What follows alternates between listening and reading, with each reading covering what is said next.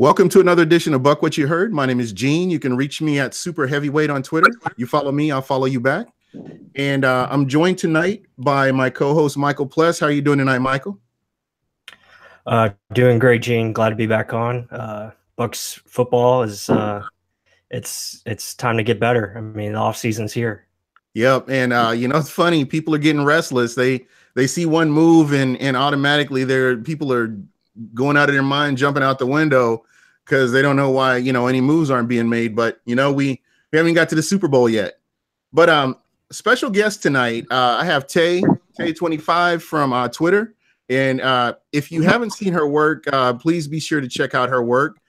She will be working. You'll see some of her work on realbuckstalk.com.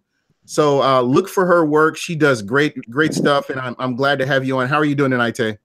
I'm good. Thanks for having me. All right. So tell everybody a little bit about yourself and how long you've been a Bucks fan and when did you get into writing and that kind of thing? A little bit about me. Well, I've been a fan of football ever since I can remember. Since I was a little girl, I just loved the game and just was fascinated about the different positions and all that good stuff that comes with it. And as far as being a Bucks fan, that's my uncle actually played for the Bucks, Alvin Harper, so I've been pretty connected to them and since I was a little girl as well. So I just love the game. I love the Bucks and I just love football in general. So I can talk about the Bucks all night. All right. It's hard to get me stopped. So how did he did you get to go to any games or he take you? I mean, did he help you or influence you in any way to get into football? You know what? When he played for the Bucks, I didn't really go to a lot of the games. I think I maybe went to a couple, but that was about it. And it doesn't even have anything to do with him. I just love the game, period. So, but him playing, and I have a dad that played, and I guess it just runs deep in the family. But I don't know. People ask me all the time, how could you love football so much? And I just say that's just something that, as far as being a female, you don't find too many, that like sports or football. But I guess you would say different because I just love the game. So. Yeah, it's interesting. There are a lot more females that are starting to get into the game, and right. I always appreciate that. They had the Tampa Bay does a thing every year where they have the females that can come in and those women that are new to football, they can learn. Mm-hmm. They can learn a little bit about, the different positions and, it helps them to get more involved in the game. But it sounds like you're light years ahead of the game, just reading your articles and you're talking about draft picks and free agents. And we'll definitely get into that with you a little bit later on in the show.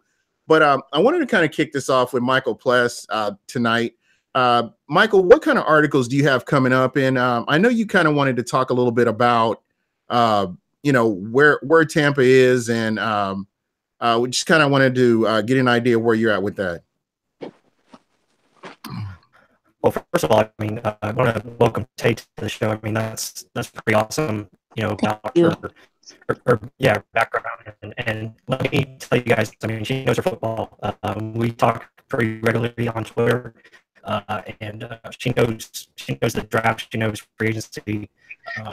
Very long form, so very impressive, and that's why I wanted her to join Real Bucks Talk, and I'm happy to have her part of our team, and hopefully see her insight on there soon enough, and it's looking forward to it. But as far as as far as what I have coming up for Real Bucks Talk, is really just getting into the draft and getting into free agency. And I put a recent article up about the defense and how it's going to be difficult to find pass rushers this offseason, especially elite ones, because usually they're not available in free agency. So it's going to be tough for Jason Light and company, but I think they have to be creative in how they go about this process, as far as being open-minded to 3-4 and being open-minded to different kind of guys. Not traditional 4-3 edge rushers to stay. So, I got a couple things coming up about that, and, going to profile some more draft eligible guys, as far as 3-4 players. Really want to look into the Oklahoma linebacker. I think he's got a lot of upside. Hey, Mike. Everybody's saying that you're kind of breaking up a little bit when you're talking. I'm sorry. You were cutting in and out. Let me refresh. You go ahead. Okay. All right. He's gonna come back on here in just a second. Taye, I'm gonna go ahead and get over to you and get some of your thoughts on free agency. I know that we were kind of talking about that a little bit. Oh, it looks like he's back on. Hold on. Let me see if we've got him right now. Can you hear me better now? Yeah, you're good. You're good. Good. Okay. Yeah, I was just saying, I got a couple of things coming up on the draft as far as the Oklahoma linebacker. I want to talk about him. I can't pronounce his name, and I don't want to try. So, but he's really good. He's got me intrigued. So I'll probably have something on him and some of the other defensive ends that are coming into the draft. So that's something I'm going to look at. Okay. And I know that there were some other things that you wanted to talk about tonight too, and I just want to make sure I don't miss anything here. Yeah, I mean, like I said earlier, defense, finding the pass rush is going to be difficult because, like I said, there's not going to be many available. I know a lot of guys are looking at DeMarcus Lawrence or Ezekiel Insa, but again, are you going to be able to, pay them the kind of money that they're going to demand? And are you going to be able to outbid other teams if they do become available? So that's kind of the questions that I see. But I mean, it's going to be tough. And then you got, a couple other guys like Adrian Claiborne, he's okay. Maybe but Alex Okafor. Yeah. And again, it kind of goes back to what I was talking about last week. I think it's very important if the Bucks are going to bring somebody in, it has to be a free agent that was playing at a high level wherever they came from before they came over to Tampa. So I think that's very, very important. Go ahead, Taye. I'm sorry. I didn't mean to. Oh, no, go ahead. I'm listening. I agree with what you were saying. Yeah, it just seems like the players that have been brought in, there's been some question about whether or not they're good. They may have had some good stats right before they left the former team, but seeing somebody come in, and a real good example is Simeon Rice. And I keep going back to Simeon Rice only because Simeon Rice was playing at a high level when he was in Arizona before he came over to Tampa. So he'd already proven what he was capable of doing before he even got here. And that's the kind of players that you want. You don't want a guy that's questionable. His game film 2 years prior to his breakout season is questionable. You want somebody that's consistently been good. I agree. And can I touch on that? Yeah, absolutely. And this is kind of roundtable. If you got to jump in, you got to elbow your way through to get your point in there. Go right ahead. I don't know. It just seems like, when we sign free agents, we bring them in to contribute. And for some reason, like you said, it just never pans out for whatever reason. Like Chris Baker. Mm-hmm. Now, I wanted Calais Campbell, but we chose to, go the safe route, I guess, or whatever you want to call it, and go with Baker. But go ahead. I'm right there with you. I live here in Arizona now. Lived in Tampa, moved here to Arizona. I get to watch the Cardinals, and Calais Campbell year in, year out brings it. He brings it. And that's what we need. And it's like, why don't we go all out? I know we've done it, in the past, and it didn't pan out how we wanted it to. But hey, you still have to go out and try. You have to make things happen because that's how you get better. Absolutely. You have to be aggressive. But I mean, I can understand why they didn't. But now look, we're back to square one because we know Baker is not going to be with us. That didn't work out. Right. And what kind of cap room we're talking about? If all the moves that I've seen projected, well, we could be like $80 million or something like that in cap room. something to that effect. Yeah. But again, these are things that have to be corrected right now. I mean, this, and I've mentioned this on the past 3 shows. These guys are playing for their jobs. They're working for their jobs right now. Jason Light can't be wrong. Dirk Cutter cannot be wrong. Mike Smith cannot be wrong. They have to get this right in order to be here in 2019. So they have to get this. They have to get this fixed. Yeah, this off season is very, very, very critical.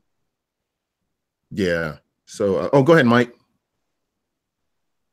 Oh, I was just going to say, I agree with everything that Taye said. I think, going after a guy like Calais Campbell would have been a smart decision. Again, I know it would have cost you, more money, but again, a player of that impact, a player of that caliber is something that this team has, desperately needed. And I think it would have been a huge impact. I mean, you see what he's done with the Jacksonville defense and kind of just bringing them over the top as far as, leadership and showing them how to win and showing them how to close out games. And that's something that, this team hasn't had probably for, I don't know, however long. It's been a while. So yeah, definitely you have to be aggressive and go after those guys that, is going to produce, every year. And that's something, where they say, Michael Bennett could be available. That's a guy that I think would bring that kind of impact, and bringing a guy like him back, I think would be something to look at as well.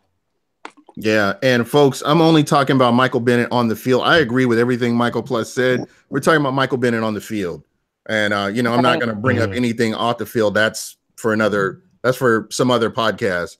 I'm talking about football teams, and I'm talking about players that are going to make this team better. And that's kind of where we're at with this here. So, exactly. When we talk about players like him and possibly even Aqib Talib, I don't know his whole situation. I've seen that on social media where people have mentioned him potentially being back in Tampa, but I really don't see that happening, as from what I've heard, Denver is talking about trying to trade him. So we'll see what happens with that situation. I'm just curious to see how this off season will play out, because I don't want to get my hopes up like last year. I'm gonna pace myself, and then we'll see what happens, because this off season, if they don't get it right, you got to throw the whole team away. Basically, so this is very, very critical. Well, let me tell you, I want to ask you a question, and this has just kind of been in the back of my head. Is this not the weirdest season you've ever seen in Tampa, with the hurricane, with the bye week, with all this weird stuff that's happened? This is just like a weird season. And I can't put my finger on it, but it's just weird. I agree with you. I thought about that.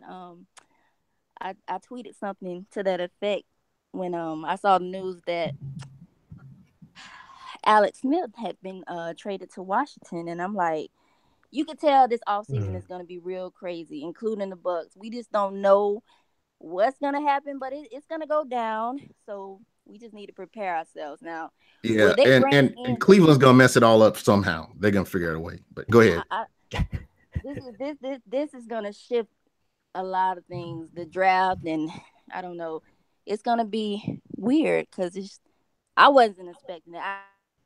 I knew that they're looking at trading him, but I didn't expect, him to get traded to Washington. But that was a win-win for Andy Reid. So what you have to consider too is Patrick Mahomes is sitting behind Alex Smith for the whole, for all of last season. Oh yeah, they gave up a 1 and a 3 to get him, and I couldn't realistically see them spending a whole lot of money to keep Alex Smith when you got this young kid that you moved from 27 to 10 to get. That was crazy, wasn't it? Yeah, and I was in shock when that happened. But those are the kind of moves that can make a team look good, or it could be their downfall one way or the other. Yeah. But again, it's just moves like that, like you're talking about. That's totally shifted everything on my draft board. When I'm looking at my draft board, and I'm looking at teams above the other teams that are above us, the other 6 teams, it's Mm-hmm. easy for somebody to come up that's desperate to jump over us to get a player and push some of these other players down because they're looking for a specific player. So, you know, Exactly. you just can't, it's going to be kind of weird how this all plays out. What were you going to say, Mike? I was just going to say it's going to be a domino effect because now you have Mm-hmm. the Broncos, you have the Denver Broncos who are probably going to look at Kirk Cousins and try to Right. acquire him. And then that's probably going to, if they do get Cousins, that's probably going to take away Quentin Nelson, you know, for the Bucks, you know. So, you know, you look at that, and then you also look at Cleveland. Like you said, Cleveland pretty much holds the keys to the draft, like they do every year. It looks like, you know. Mm-hmm. Um, You making me so, laugh, Mike. so 1-4, you know, yeah, they could probably, you know, take the best quarterback available. But again, if they get Kirk Cousins, then that probably means, you know, a Bradley Chubb or a Saquon Barkley is probably gone. They're probably off the table. So, Mm-hmm. um, yeah, I mean, it's definitely going to affect the draft. I mean, every move that is made, whether it's, you know, quarterback or some type of impact player, it plays a role in the draft because it's just going to change as far as perplexion of depth and who's available pretty much. I couldn't agree more. Yeah, it's definitely going to, I'm trying to pull up the draft picks right now just so I can see, because it's kind of interesting. When you think about that, if Denver does Mm. end up with them now, what about Denver's quarterback, the one that was hurt? Are we saying that there's no hope for this guy to start, or was that like what what are we That's looking at here? that's a good question. Well, Go ahead. oh, go ahead, Tay. Oh, go ahead. Oh, I was just gonna say, that's a good question because it's kind of in limbo. I really Have they, don't you know, and know what's it's going funny on with him. because, you know, when you hear people talking about that, have we moved past this draft pick that, you know, that this player that we invested a draft pick in? I mean, you know, it makes you kind of wonder, you know, what's actually going to happen here. I think that they will go after Cousins, and that's where I think his landing spot will be. Now, what they Mm. do with Paxton, that's yet to be Paxton seen. But Lynch. I don't know. There we go. Okay, so we've got Cleveland at number one. We got the Giants at number two. Mm-hmm. The Colts number three. The Browns again at number four, which they're going to ruin everything. And then you got Denver number five, and then the Jets at number six. So, you know, as I'm looking at this, uh, the Denver Broncos still need help on that offensive line because those their quarterbacks were getting killed. Mm-hmm. In the games that I was watching, I didn't care who it was. They, you know, their line was, you know, was pretty porous, and you know, people were getting through and they were doing damage. So, is that? I mean, defense. I don't see defense as a big issue for them, and I just kind of wonder how they're gonna go.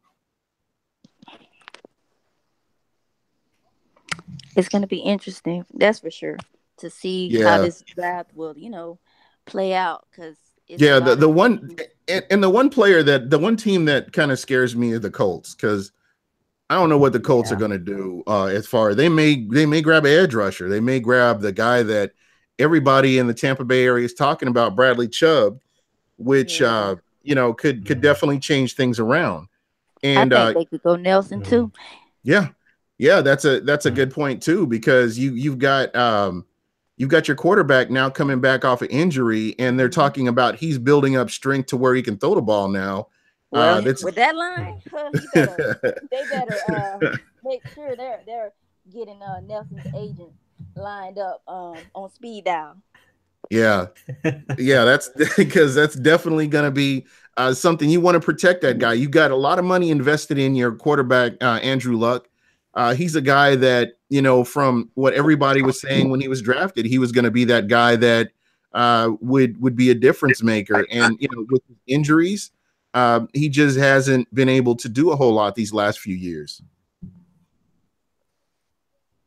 And then, Yeah, oh, go I'll ahead. throw this out there. Go ahead. Yeah, I was going to throw this out there. I mean, when you look at the draft, there's there's a lot of guys that we think are, projected to go the top 6. Obviously, it's Saquon Barkley, Bradley Chubb, Quentin Nelson, Fitzpatrick. One of the quarterbacks is obviously going to go because you have the Giants, who probably most likely will take a quarterback. But again, you're always going to have that surprise player that, makes a leap and gets into that top, the top 10. So there's always going to be, that surprise. And again, when you have teams like the Browns and you have teams like the Jets in there, and I'm trying to think who else, even the Colts. I mean, the Colts make surprise picks every offseason. So you really don't know, I mean, as far as who's going to be available at 7. And that's why it's the draft. That's what makes it so interesting, because anybody could be, at your table right there for the taking. So, right. So pretty much anything's on the table right now. Again, as we get closer to the draft, I think you're going to see the bigger picture, and that picture is going to become clearer.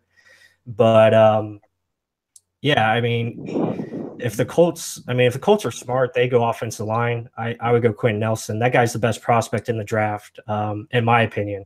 Yeah, I agree. As far as other teams, the Browns, I mean, who knows what they're going to do? They're run by very poor management. The Jets, they need a quarterback. If I was the Jets, I would go after Kirk Cousins. I mean, that'd be my choice. I think that'd be a good fit for him, but we'll see what happens. yeah. And it's interesting, and we're going to get to Taye's segment here shortly, because I'm really interested to hear what she has to say about free agency and the draft. But I know for me, I have to kind of catch myself and not get too involved with the draft right now until we see what's going to happen with free agency. And we saw a good example of that with the Chiefs and the Washington Redskins. So again, it's something that, it's cool to look ahead, but you can't get too far ahead, because that can change just like that. So I agree. So Mike, before we jump over to the next segment, I wanted to see, did you have anything else you wanted to add in there about any of your articles or anything else, regarding this? Yeah, I did want to touch on the Alex Smith trade. I thought that was, I don't know what that was. I was very confused by the trade. I just don't see it making very much sense. I mean, I understand Alex Smith is a West Coast quarterback, and Jay Gruden runs a West Coast offense, but I just don't see the upside. I guess they just couldn't work it out with Kirk Cousins. They were never going to get a long-term deal for that guy. I just don't understand why they would give $94 million to Alex Smith, but I guess that's why, Bruce Allen is in charge and pretty much running them to the ground. Those are the only 2 words you needed to say to get me to understand. It was Bruce Allen. I'm good with it. Yeah, that's true. Just go to that guy. So, yeah, that confused me a little bit. Yeah, I mean, just you look at his track record with quarterbacks from RG3 to the present. I mean, what can I say? But but again, like you said, now let me ask you this. Would you say statistically and, even on the field, that Kirk Cousins and Alex Smith are they close, or is one better than the other, or where do you have them at if you had to rank them, Michael? I think Kirk Cousins is actually a pretty damn good quarterback. He gets a lot of rap, and he gets a lot of, I don't know, criticism, and it's not necessary, because I think he's got one of the better arms in the league. I mean, he's got the best deep ball, I think, in the game right now. I mean, his deep ball is always on point. That's why Deshaun Jackson did so well with him. He knows how to fit balls into tight windows. I mean, he finds he's very accurate. I mean, he's an accurate quarterback, and when he has the pieces around him, I think he can be one of the top quarterbacks in this game. As far as Alex Smith, I thought Alex Smith had a career year, especially with Andy Reid, and they redesigned the offense to fit him better, allowed him to use his running skills. more, which was good. But I don't know. I'll see how. I mean, I just don't see him working out with Jay Gruden. I just don't find that a good match. And I hope Kirk Cousins goes to contender. I hope he finds, the dark horse would be the Minnesota Vikings. I think that would be a perfect move for him. But we'll see what happens. Yeah. What about like Jackson? Well, I know Jacksonville's sticking with Blake Bortles, but would he be a good fit over there? That's why I'm not a GM. I'm the guy that said that Kendall Beckwith wasn't a good draft pick, so don't listen to me. Oh my goodness. Yeah. No comment. I laughed when I saw that on Twitter, but yeah. Yeah, they're gonna stick with him, and for now, yeah, we'll see how long that lasts. Because I think if Lamar Jackson is there when they pick, I think he might be the pick for them. There's no way they're gonna go into the season with Blake. No way. And you know what's interesting? Deshaun Watson. I think Deshaun Watson opened the door for Jackson to get picked up faster than he would have based on what he did for the Houston Texans. So, in my opinion, just because their styles are similar, not the same, but they're similar. That's somebody who could, ignite your offense and get things going. And he has that X factor where you have to defend him. You have to defensive coordinators have to plan better for him. Right. But just imagine Jackson in Jacksonville. There you go. It out there. There you go. They already have the defense, so they need a quarterback. So yeah, that's what's really hurting them too. And that's something they've got to fix. I mean, we saw how good Bortles was with his legs. Just imagine if you had a quarterback that had an arm and legs. So that would definitely add another dynamic to that offense.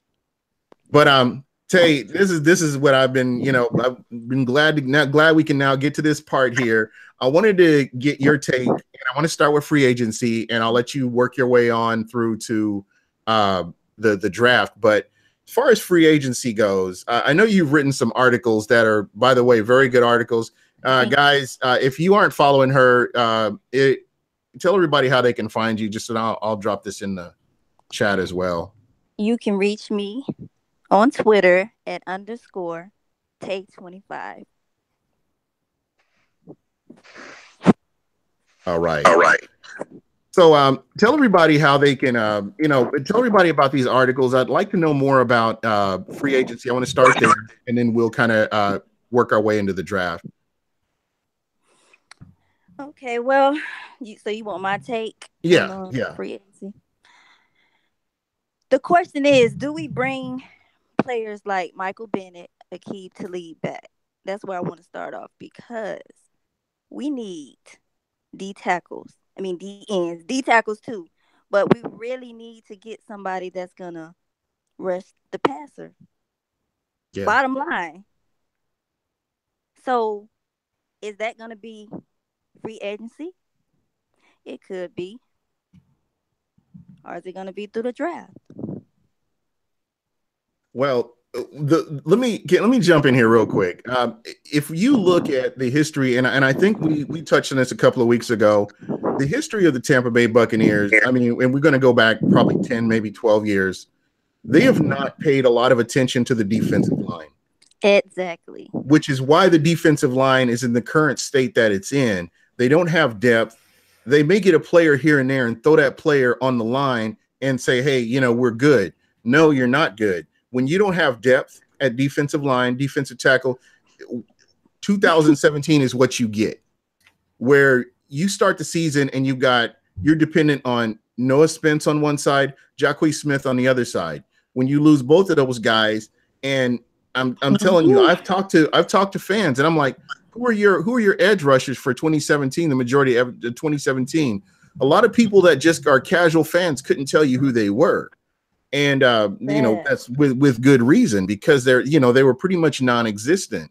And that in itself really hurt the defense as a whole.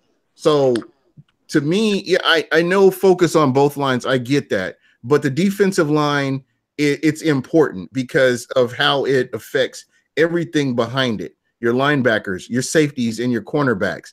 It affects everything. If you're not getting that pass rush, you got a quarterback that can sit back on all day and just pick you off. Teams take advantage of that. So, but I just don't know if I trust them enough to be comfortable with the way things were in the past. I just don't see them being aggressive like that in free agency. Yeah, we can say Michael Bennett, Akeem Talib, and so on, but will they really make that move?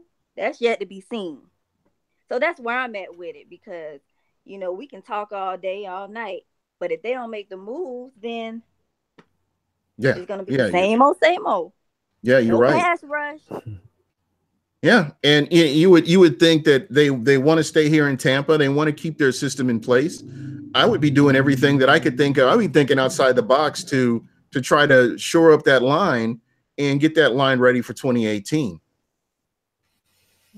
The fact that we stayed with the same defensive coordinator and we didn't make any changes, I just don't know.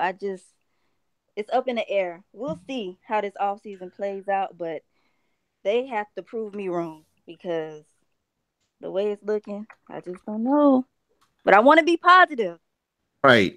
And and again, that to your point, that's kind of where I'm at. I'm reserving judgment for the end of the season. That's pretty much where I'm at with this. So whatever's happening, it's happening. I'm not getting outraged by anything. I'm not getting mad. I'm not getting overjoyed by anything. It's just, hey, this is the progression that they're going through right now. I'm not gonna jump into that, and be all upset, because again, I go back to what I was saying before. Bruce Allen, Mark Dominic, to Jason Light. You're talking about 18 defensive tackles and defensive ends that have been drafted by the Tampa Bay Buccaneers from 2003 to 2017. That's bad. That's really bad. And that's it. 18. And one of those guys was converted to a fullback, and and then the other guy was drafted in the first round. He ends up going over to Atlanta and gets 6 sacks in one game. So I cringe at that every time we play him. I'm like, where was this in Tampa? Yeah, exactly. But hey, exactly. So again, as you can tell, they just haven't paid enough attention to that line. And that's the problem that I've had. The defense has been a liability for a long time. I mean, I can remember games like I was at the Bucks game, the 10th anniversary game against the Eagles, and they have the lead going into the fourth quarter. All they got to do is get a 3 and out, game over. And Philadelphia drives down the field and wins the game. I mean, just little things like that. It's just it's something that it's a culture that needs to get changed, and they need to invest a lot in this defensive line. So, do you think that they will go heavy with defense in the draft? They have no choice. That was the biggest liability. The defensive line was the biggest liability during the season. Mike, go ahead. I don't mean to take up everything here.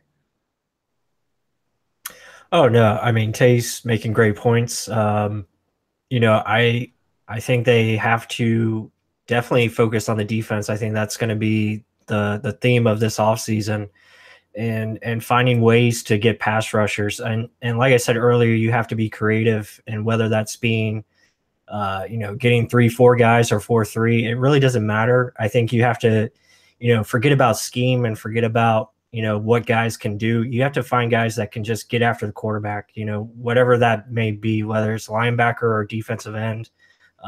You have to find a way to boost this pass rush. And I think that's gonna be the main focus. Again, when looking at free agency, I think they're going to put most of their free agency into the offense, as far as maybe offensive line. I think you'll sign a couple of guards, maybe sign a center, move Marpet back to guard. That's an option. Maybe sign a running back as well in free agency. But then as far as defense goes, I think it's going to be, mainly focused on the draft, because that's where you find your core players. That's where you find your, eventual star players. And I think that's where they have to, put the resources towards. Again, when you get into free agency and finding, finding defense, especially edge rushers, it's just tough. It's hard to find because those guys don't get let go. They usually are on their team and they stay. They don't switch teams. So, I think a Michael Bennett would be an option. Again, I think he'd be wise. He wants to come back here to Tampa. He wants to be back with Gerald McCoy. And I think that'd be a smart fit. And then you can go in and get a rookie defensive end or a rookie defensive tackle and really boost your pass rush that way. I think that would be the way to go. But again, we got to see what happens. Like Taye said, they got to make the moves. They got to go out there and do it. So this is a show me lead, Mike. Yeah, exactly. That's right. And I can't say this enough that they've got to get this right. People can be mad at Jason Light. You can say you hate him or whatever. He's got to show what he can do. And then when that's all done, it's going to be up to Dirk Cutter to show what he can do. And then it's going to be up to, again, it's going to be up to Mike Smith to show what he can do. I like the idea that Todd Monken has allowing the wide receivers coach to actually be the wide receivers coach. He's kind of given up some of his responsibilities. And to me, that's a good sign. And, is delegating responsibility so you can pay more attention to detail. Yeah, that's going to be critical because we all saw what happened with Deshaun Jackson. And we want that to be better. It's not acceptable to have Deshaun Jackson on our team and he's not making plays like he normally does. And that's not the Jackson that we all know and we all love. We used to big time plays down the field. And we didn't see that. So we want to get back to that. We want him to be able to excel, do what he do. Yeah. I've got me personally, I believe that he's going to have a great season next year, only because he's got a season under his belt with Jameis Winston and with Mike Evans on the other side of the field. I feel like they will get that fixed and they will be able to use that going into next season. I think that will definitely be corrected over in the offseason. Yeah, they got to get that fixed because they were trying a little bit too hard to get Deshaun the ball, and it was evident. You could see it. It just wasn't clicking. So hopefully they were missing a lot of stuff underneath too, because they were trying to get that long ball. So just put him in the slot. Let him work in the slot. Let him eat. But there you go. Just let it go. Let it happen. That's all right. So is there anybody specific that you're other than Michael Bennett? And we talk about Michael Bennett and Aqib Talib. Anybody else that you can really think of that Tampa would fit in good with Tampa? The old lineman from Baltimore. I can't think of his name right now. Pugh? No. Hold on. Probably thinking of Jensen. Jensen. Ryan Jensen. Okay. Yeah. I think he would be a good fit. Key piece to the O line that we need. Right. Who else? As far as running backs, I don't know if I really want them to pursue a running back because it's a deep draft. I think there's a lot of running backs in this draft. You're right. I think we could re-sign Sims for a decent deal, and then draft. I really want Sony. Sorry, but I don't know if he's gonna be there. But I like Ronald Jones, and I like Penny. So one of those three, I would be happy with. And then, of course, Peyton Barber. Now, let me ask you this: were you comfortable with Sims' play last year? I think he wasn't used correctly because if you look at 2015, he made a lot of plays, running the ball and catching the ball out of the backfield, lining up as a receiver. This year, everybody knew what he was going in the game to do. Third down, what we do? We bring in Charles Sims. And it was just crazy. Like, why would you keep doing that? And teams knew that, so he really wasn't. He improved as an inside runner, running in between the tackles, but He doesn't bring that nothing special to the game, but he's a weapon that I think if used correctly, he could be an asset to the team. And I think we can bring him back for a decent deal. Wouldn't be too expensive. Yeah. So are you still looking at, if you're a GM, are you still looking at value picks, or you want guys that could come out and produce right out the gate? I mean, what, it, what you got to consider, I your want job's on the line right now. This is your last season to prove that you belong in Tampa. Do we you got to get go guys all, that produce. out, or is that something where you still stay conservative if it's you? No, if it's me, I'm going all out. But that's just me. I want them to bring in people that's gonna produce right away. If we draft a running back in a second, I want that running back to get in and go. I don't want somebody that I gotta. I mean, it's gonna be a learning curve, but I want somebody. Look at Dalvin Cook, for example. He came in and set the league on fire before the ACL. Everybody know I love Dalvin, but he's a playmaker. He left it out. He left it all on the field, and it didn't take him long to catch on at all. You want players like that that can just come in and take a job. I want somebody Right. with that kind of attitude. Yeah. And that's what we need. Yeah, absolutely. Absolutely. We Michael, need I that. wanted to get you in here too. Yeah, I mean, impact players would be great. I mean, you got to find guys that, produce, throughout college, and you want guys that had production for sure. I think that's, definitely critical. And that's what, we've been talking about the last couple of weeks, is just finding guys that, especially when you look at pass rushers, finding guys that have been pass rushing very well in college. I mean, if the tape is there, usually that leads to results in the NFL. And I think that's where we have to look at, more closely. As far as running backs go, I completely agree. I think get a running back high. You gotta let him run with it. You really do, because you see what Kareem Hunt did in Kansas City. He took the lead by storm, and that was a hell of a pick. Because I'm banging on the table for Dalvin, but Kareem just really came in and lit it up. So we need somebody like that at that position. And I really, really hope that we end up with the three that I need. Either one is fine with me, but we need somebody explosive in the backfield. We haven't had that in years. Yeah, we haven't. And again, I'm a big proponent of body of work. And when you lay out Doug Martin's career here in Tampa, it was very inconsistent. Never got on track. One season good, next season not so good. You need somebody that's going to be consistent.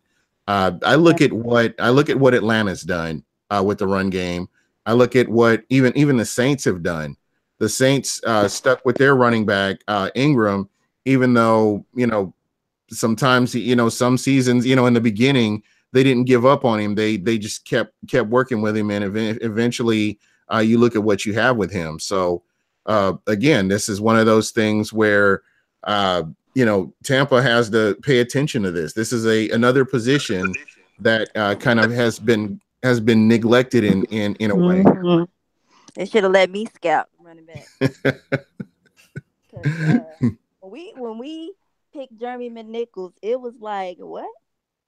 Yeah, I wasn't cool with McMuffin coming here, so that was just my personal opinion. I was like, yeah, and I had a lot of people that were like, hey, he's like Doug Martin, he's going to replace Doug Martin, and it's crazy how the hype train goes. And I never bought into that. Never bought into it. Because I'm just like, really? We waited until the 5th round to address running back, and then you get another Doug Martin kind of clone, if you want to say. But you know what? He had a productive career. He just couldn't put it all together. Yeah, I think he didn't have it from the neck up. That's just my. Hopefully, with him being over in San Francisco, I don't know if he's still in San Francisco or not. I haven't really followed. I think that was the last Yeah, he place I knew could. that he was. Hmm. Hopefully, he can get with some of the veterans. Hopefully he could have learned from, some of the running backs that were there to actually build up and get his head right and get in the game, because he does have physical tools, but it's just, to me, he just didn't have it from the neck up. Didn't want to, didn't want to put in the work or put in the time. So hopefully that kind of thing changes and he can get better and do something in the league. Seemed like he didn't want to be here either, so maybe Yeah. that played a factor. Yeah, that's very true too. All right, so we've and I know that it's getting late for you here, so we'll just get into this last part of it here. But I wanted to get your ideas about the about free agency, not free agency, but the draft now, and we've been kind of going back and forth about that. Who is your pick in the first round? Who's your overall your number 7 pick?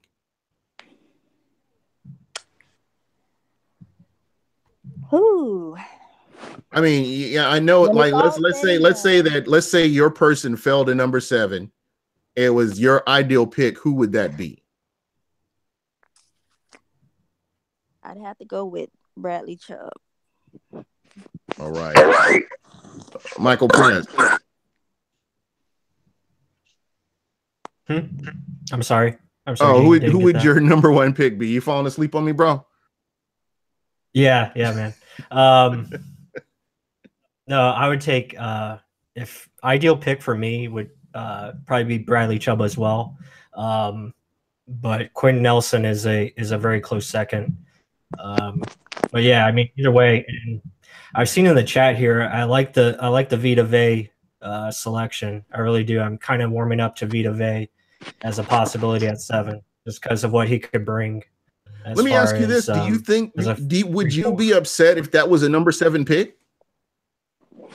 I wouldn't be upset because he's very productive. He's got the game tape, and he was really good at Washington. He made a lot of plays. I think him next to Joe McCoy. Yeah, I think him next to Joe McCoy would bring a lot of havoc for sure. I think it would help McCoy out because it allowed him to be free more and also help the linebackers and allow us to be a better run defense for sure. Yeah. And Kevin Sloan was saying we're missing a nasty defensive end, defensive tackle. That's all. I brought that up last week, and there just aren't any dogs on that line. There just aren't. There ain't nobody that's just gonna, say, "Oh man, we got to play the Bucks again. I got to guard this guy." Nobody on that line, with the exception of Gerald McCoy, nobody else on that line strikes that kind of fear in anybody. And Vita Vey's nasty. Yeah. And that's what you need right there. You need a dog on that line. Yep. That is so crazy. We haven't had a D-line, a scary D-line since Booger McFarland, Sapp, Simeon Rice. That is so crazy. Chuck Darby. I mean, those were the days that people feared Tampa. It was like, okay, I don't even really want to play, but I don't have no choice. But now, and I think that's what Tampa's missing is that, and this is gonna sound bad, and I've gotten grief on Twitter for saying this, but you need somebody I'm sick of good guys and nice guys. That's cool. That's a nice little novelty and everything.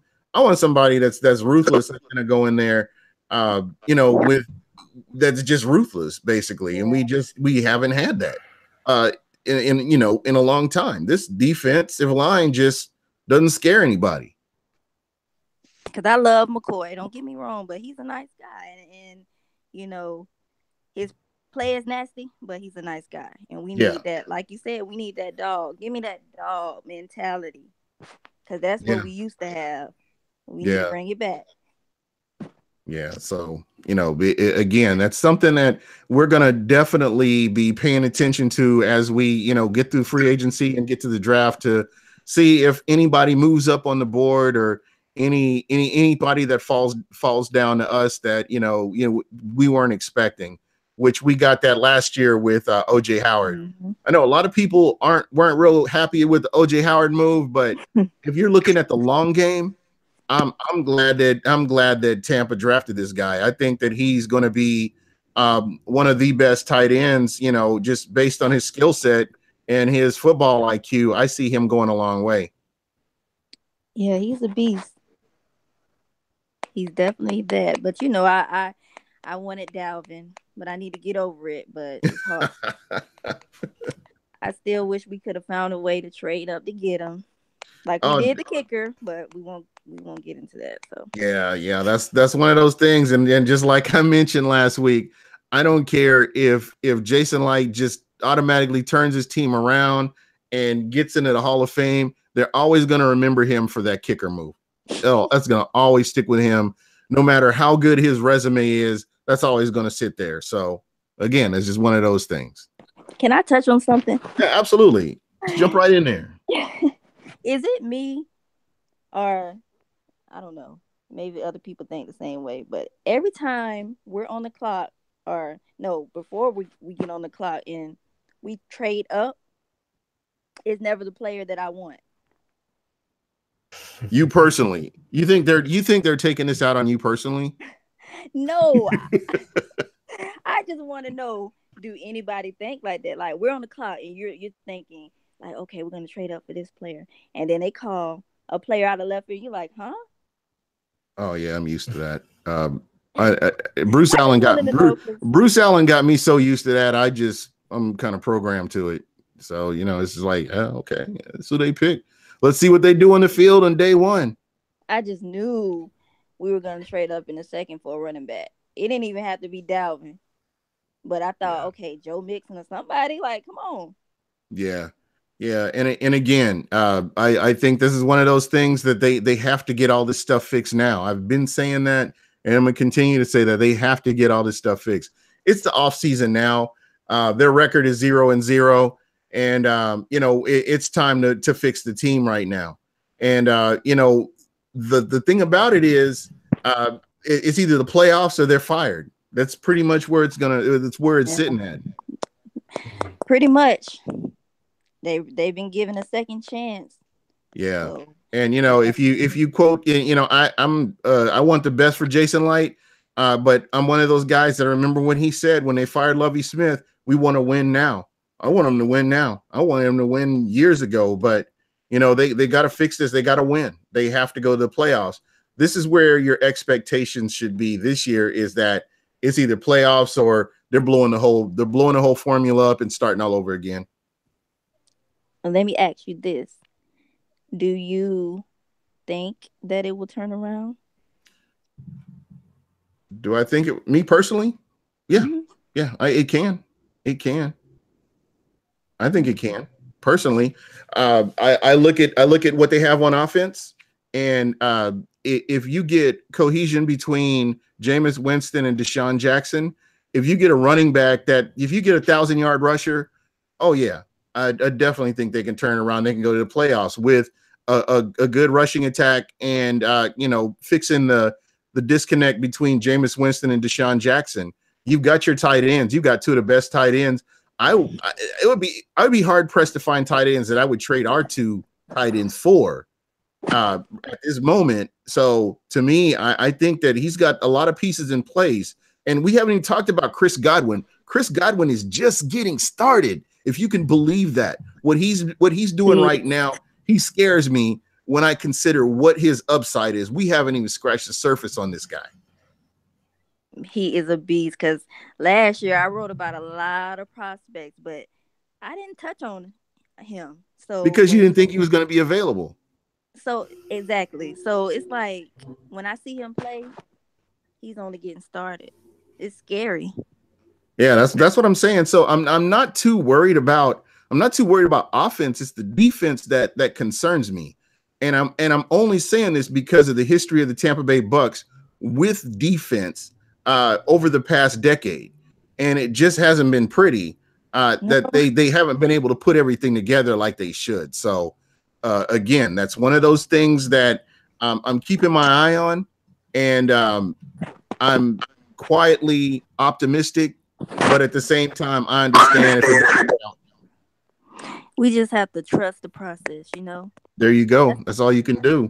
Yeah, that's the only thing we can do is trust the process, and they've been given the keys to go out and pick the right players, sign the right players, and if they don't do it, it's a wrap. Yep. That's pretty much it. That's pretty much it. Mike, anything you want to add anything to this? Sorry, I'm just listening to this great knowledge of everyone. So, um, I can't yeah, wait I to start mean, reading their articles, man. Checking out these yeah, articles yeah, on I'm excited. realbuckstalk.com. Thank you, thank Yeah, yeah, you. I will work on that yeah, soon. Yeah, and believe it or not, yeah. I'm up to 10 words on my little article that I'm writing, Mm-hmm. and I'm moving right along for me. That's good, Gene. Wow, can't wait. Can't wait to hear it. I mean, read it. Yeah, I can't wait. definitely. But that's I pretty love much it. all the time. I'm not gonna hold you guys up. I know it's getting late. Let me check. I'm gonna check through the chat and It's look been a at some of these pleasure. questions. I know that Kevin Sloan was saying hi to you, Tay, and Hey, Kev. he was wanting to get your attention there. That's my And partner in let's crime. see here. I know that they were saying a lot of people weren't happy with Sims. Let's see. He's not that bad. We'll see. Again, we'll see if he's used correctly. I could get it. Yeah, Uh, give him a chance. Like 2015, he could do a little bit. there you He's not go. bad. Now, what do you think about William Golston? Somebody was talking about William Golston if they released him. Good. Yeah, it's like after he got the contract, it wasn't the same. He wasn't playing like he was where he I'm was over making that. plays. Yeah, so we'll see what happens with that. Making too much Let's see. money. Mm-mm. How about that? Yeah, basically, everybody that was pretty much following along was, Mm-hmm. they went along with a lot of the things that you were saying about the team and what some of the needs were. And again, I'm very excited. This is probably one of my favorite podcasts right here, having you on. You're Thank very you. knowledgeable, and I really appreciate that. Thank you for having me. This is my first time doing something like this, so And I really I would appreciate love, it. you and Michael, especially during the draft. Me and Michael, I text him during the draft because this guy, he's on it. I mean, He's Real, awesome. Real Bucks Talk does a great job with the draft. And folks, if you're listening, please check out realbuckstalk.com. Follow Michael Pless when it comes to the draft because this guy, you think he's in the board, he's in the in the war room with these guys, with some of his Love picks. Mike. Love his work. Yeah. So, and Tay, welcome addition to realbuckstalk.com. So please check it out. And, I appreciate everybody in the chat. And, as I mentioned before, I'm trying to get to some of your comments and try to respond. And, basically a lot of things that you guys were talking about are things that we were talking about. We're on the same page, like, Kevin Sloan mentioning Chris Godwin, that he was catching everything. And I think that there will be a place for him on this team. He may supplant Adam Humphries at some point. Yeah. So, it's really, Definitely. it's something that I'm excited about. Marlon Williams, thank you so much. First time joining in. You're always welcome. And I will try to get to questions whenever I can. Jordan Householder, who should we draft in the first round? I think we're all in consensus that if Bradley Chubb is available, that's who you want to get.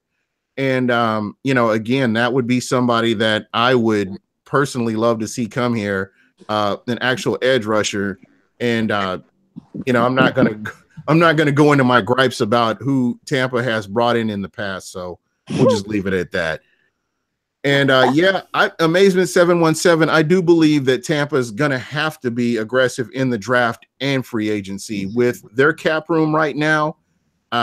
They would be foolish not to be addressing a lot of these issues as much as possible. I know depth doesn't come overnight, but you can get some key players that you can rotate in to get you through the season. Hopefully, hand to God, there's not another hurricane or we don't have to run into any other natural disasters that put Tampa in a bad position. And my heart still goes out to those people that, were affected by that. I know my sister and brother, my son and uncles and aunts and stuff in Tampa, They went through a lot. So, I'm not taking that lightly. I just hope that, Tampa isn't affected by something like this in the season coming up. Let's see here. Do you think the Bucks should go after Keep Talib? We did touch on that, Jordan, a little bit at the beginning of the show.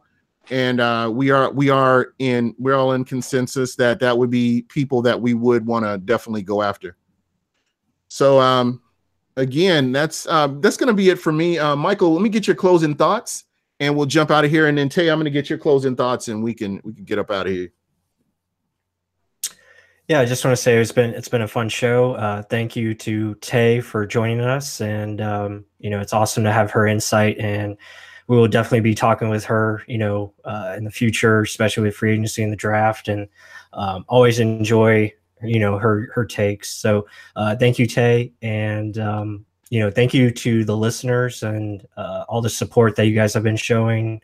And Real Bucks Talk, all the Real Bucks Talk fans out there, I appreciate it. We're trying to boost the content, and definitely adding a person like Taye is a good start. So we're just trying to expand and get more stuff out there. Same thing with this podcast. We're finding ways to get it better and improve. And same thing with the Bucks. The Bucks, they're trying the same thing right now. So it's all about consistent improvement, and that's what we're looking for. And hopefully we see that this offseason. All right. And Taye, thank you so much for coming on. You have an open invitation. Anytime you want to jump on here, you're more than welcome to. Thank you so much for having me. I appreciate your insight. So I want to get your closing thoughts before we close this out, and then I'll take us on out of here. Well, I just want to say thanks for having me on the show. I really enjoyed it. You kept me laughing. So that was a good thing because I was super tired. But thank you, Michael, and thanks, Jean, for having me. I look forward to coming on again, and just looking forward to the off-season moves and the draft, the combine, all that good stuff. I'm excited to see who will be in a Buck uniform this upcoming season. And like I said earlier, we just have to trust the process. Yeah, most definitely. And for me, my thing is I want fans to just kind of take a step back and you just kind of chill. Don't jump out the window every time a move is made. You kind of have to wait and see everything that happens before you get upset about something. Maybe your person went to a team and you weren't expecting that, but just kind of wait and see what the Bucks are going to do. I understand, again, and I can't stress this enough, everybody has a right to be mad because this team in 2017 underachieved, regardless of what you say, from the GM all the way down to the towel boy. They all underachieved and they could have done better. And that's just how it is. And our expectations should be higher, that we should be expecting more from this team. So again, 2017 is over, 5 wins, put it behind us, and we're on to the next season. So let's see what happens. There may be some player that Tampa picks up that may put them in the right direction. You just never know. So just kind of have to sit back and wait and see. And again, I appreciate everybody that's in the live chat. And again, Taye, thank you so much. This was a fun show, and I am looking forward to your work. Again, check everybody out. Check Taye out and Michael Pless both at realbuckstalk.com. I can highly encourage that. I would put their work up against anybody else's. And that's pretty much it from me. And everybody, thank you so much. And I really appreciate it. And look for us next Wednesday at 10 p.m. Eastern. I will have another special guest, and I'll let you guys know as soon as we get closer to that. And that's it for me. Thank you so much. Peace.